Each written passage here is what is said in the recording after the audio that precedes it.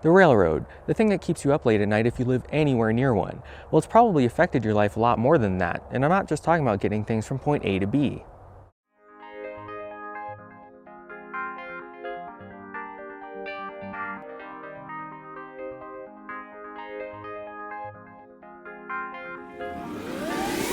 Before railroads became a big thing in America, the primary mode of transportation was by water. The biggest interstate of the day was the Mississippi, or the Mighty Mo.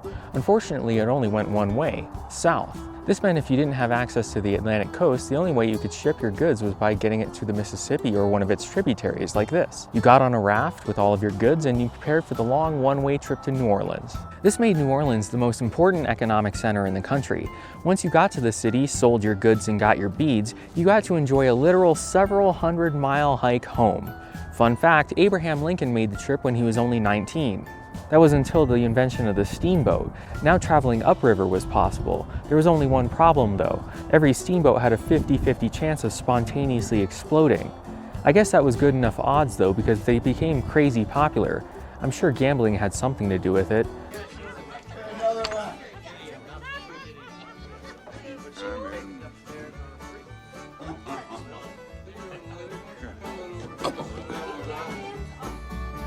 But now north and south travel along the Mississippi was possible, and New Orleans was still the main distribution hub, until 1848 when the Illinois-Michigan Canal was completed. Now people who wanted to sell their crop to Virginia weren't forced to send their goods down to New Orleans. They had a second option, Chicago. And since going upriver with a steamboat was now a thing, southern dominance over international trade started to dwindle. Especially when this new canal was connected to an older canal that was completed in 1825, the Erie Canal. Now Chicago and New York were the major trade hubs, not New Orleans. This didn't exactly make the Southerners happy. Luckily, the US was starting to spread west, which gave the South another opportunity to regain some of its control and importance in international trade. The railroad. There were 3 proposed routes to get from the Mississippi to the West Coast, conveniently named the Northern, Middle, and Southern routes. Because of the pressure from the southern states who felt that their grip on international trade was loosening, the southern route was preferred. However, we didn't have a viable route through the west to get there, so we had to purchase a bit of land from Mexico. In 1853, this highlighted strip, known as the Gadsden Purchase, was acquired and the southern route was approved. But then something happened in 1861 or whatever, I'm not really sure.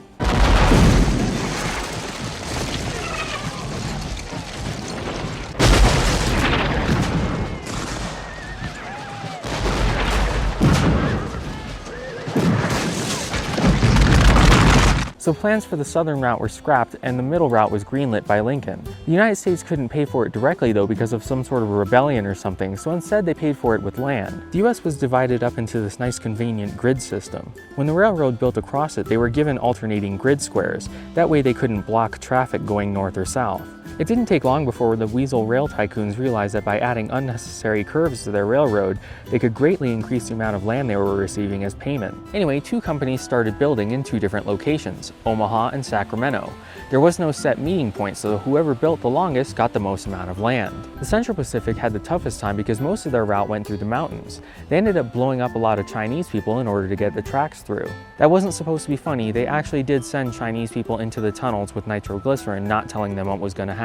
The eastern section, run by the Union Pacific, didn't treat its European immigrant workers much better. Along the route, they established a new town every 50 miles.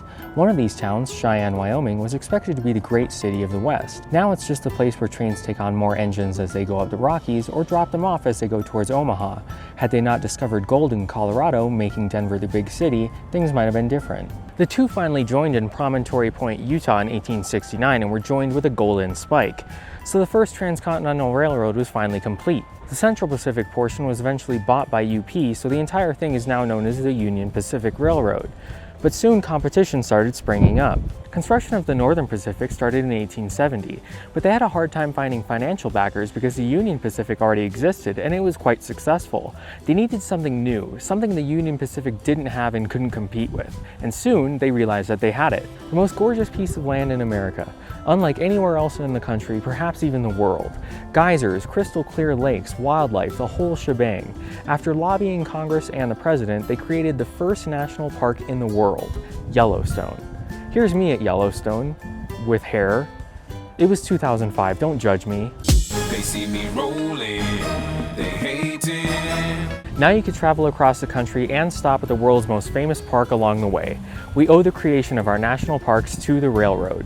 The Northern Pacific finished construction in 1883. The Southern Pacific Railroad was the last to join the game in 1873.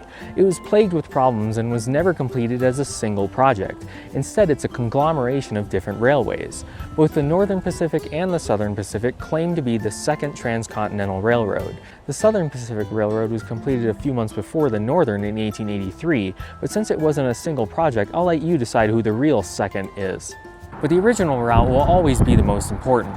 What started out as pieces of the Oregon Trail became the Union Pacific Railroad, which was later used for the first transcontinental telegraph line and the first transcontinental highway, the Lincoln Highway. It was later folded into the interstate highway system, specifically Interstate 80, which is why there's a statue of him between Cheyenne and Laramie, Wyoming at the peak elevation of the highway. There's an association that keeps the memory of the highway alive, and you can still drive the route if you were so inclined. So how else has the railroad affected your life? Well, what time is it? Call up your friend and ask them what time it is. In all likelihood, it's the same. Before the railroad, every town had its own noon set along with the sun like we're some sort of savages. This could mean that a train would leave the station at noon and arrive at 12:01 or 11:58. It was bananas. So the railroad went to Congress and established the 4 time zones that we know and love today. Soon the rest of the world followed suit, except for this one country. You can also credit the creation of your favorite department stores to the railroad. In 1888, Sears and Roebuck started as a mail-order catalog specifically for the railroad. It had 322 pages and you could order just about anything and it would arrive by rail in just a few days.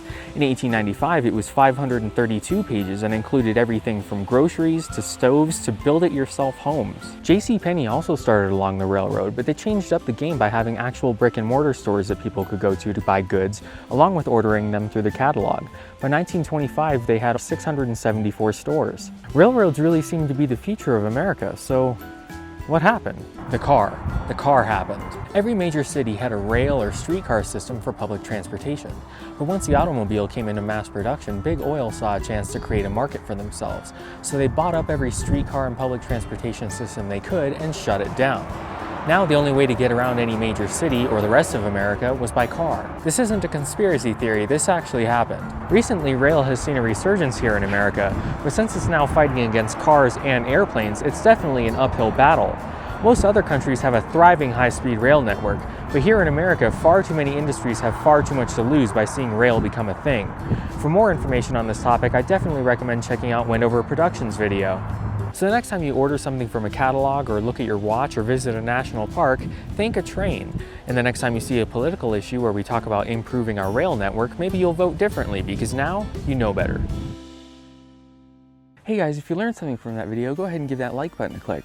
If you'd like to see more from me, I put out new videos every weekend, so go ahead and give that subscribe button a holla! No, but for real, I hit 250 subscribers while filming this video, so go ahead and expect that celebration video in the next day or so. But in the meantime, if you'd like to watch one of my older videos, how about this one?